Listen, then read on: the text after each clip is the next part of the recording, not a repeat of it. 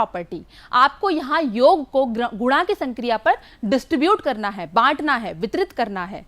तो चलिए एक बार देखें कि इसे कैसे करेंगे। जैसे 4 गुणा 9 आपका 36 आया है ना, ये उत्तर तो आप जानते ही हैं सीधा। लेकिन कई बार क्या होता है, बहुत बड़ी बड़ी संख्याओं को हमें गुणा करना होता है, तो हम उसे थोड़ा तोड़ लेते हैं, बांट लेते हैं और उसके बाद उसे हम वितरित कर देते हैं। जैसे कि अब आप यहाँ पर देखिए, एक बड़े से आयत में मैंने यहाँ नीले और पीले बटन लगा रखे हैं। तो आप देखेंगे नीले बटन जो लंबाई में 5 के बराबर है और पीले बटन चौड़ाई में 4 के बराबर है। ये 4 का एक वर्ग बना रहे हैं, ये 5 का एक वर्ग बना रहे हैं, है ना। तो मैंने क्या किया, पीले वाले जो बटन हैं उनके वर्ग को अलग कर लिया, तोड़कर यहां से अलग कर लिया, है ना। और ये आपका नीला वाला बटन यहां पर बचा। तो आप इसे अलग अलग गिनिए। ये आपका 4 का वर्ग बन गया, 4 चौक 16, और ये आपका 4 चौड़ाई में है, 4 पंजे 20।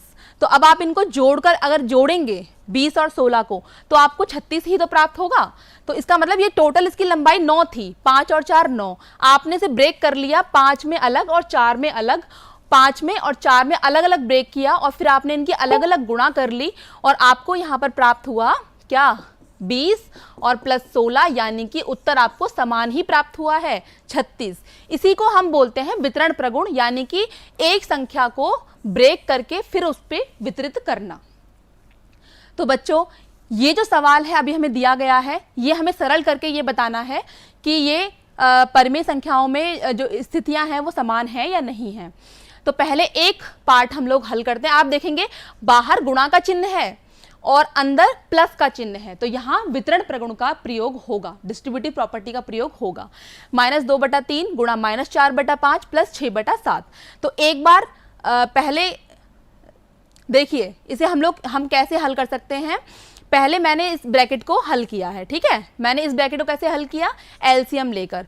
7 और 5 का एलसीएम 35 आया। 5 को 35 बनाने के लिए 7 से गुणा करेंगे तो उसके अंश को भी गुणा करना पड़ेगा। इसी प्रकार से आप इसे भी हल करेंगे। जब आपने इसे हल किया तो आपको हल करके प्राप्त हुआ है 2/35 और कुल उत्तर प्राप्त हुआ है -4/5। चलिए अब दूसरी स्थिति देखते हैं। ये आपने यहाँ पर इसे खोल दिया है, देख रहे हैं, जो पीछे किया था, एक बार इससे गुणा और एक बार इस संख्या से गुणा। तो अब मैंने ये अलग अलग खोला हुआ है ना।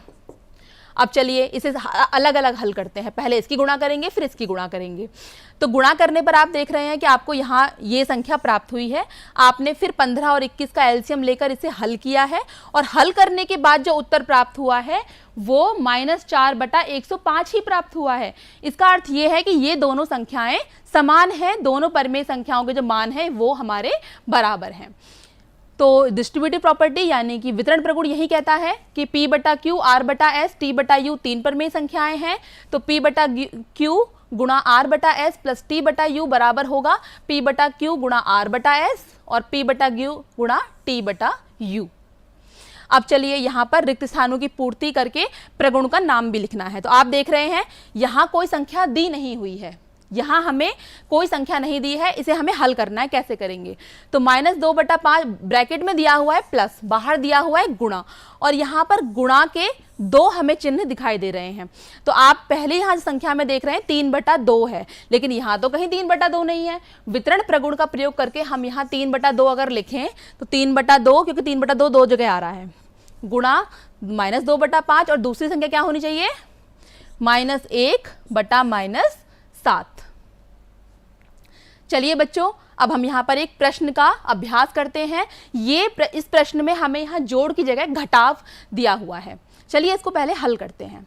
तो इसे कैसे हल करेंगे, -7/5। तो मैंने क्या बताया था, पहले आप पहली संख्या पर इसे वितरित कीजिए। मैंने इसे वितरित कर दिया है, ठीक है। अब बीच में कौन सा चिन्ह है उसे एज इट इज लगाइए। फिर -7/5 की गुणा आप करिए -15/-7 के साथ, इस तरीके से। ये अभी आपने वितरण प्रगुण लगाया है। 5 से 5 कट गया, -7/8 -7 से ये -7 कट गया, 5 से ये 3 पर कट गया, बचा -3 बटे में कुछ नहीं बचा तो उसे आप 1 लिख लीजिए। अब इसे हम हल करेंगे, -7/8 माइनस प्लस 3/1। अब इसे आप एलसीएम लीजिए, एलसीएम आएगा 8 -7, इसे 8 बनाना है, 8 से गुणा करनी होगी, तो इसके अंश को भी आपको 8 से गुणा करनी होगी। -7 प्लस 24/8 और इसका उत्तर आया 17/8। ये हमें उत्तर प्राप्त हुआ है। इस तरीके से आपको सवाल करने हैं। तो बच्चों, आज की कक्षा में हमने क्या सीखा? हमने सीखा कि दो परमेय संख्याओं का गुणनफल एक परमेय संख्या ही होती है और यह संवरक प्रगुण को संतुष्ट करती है।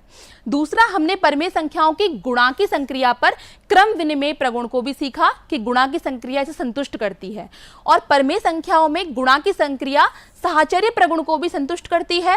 साथ ही परमेय संख्याओं के योगफल पर गुणन का वितरण प्रगुण भी लागू होता है, जो अभी हमने लास्ट क्वेश्चन किया था।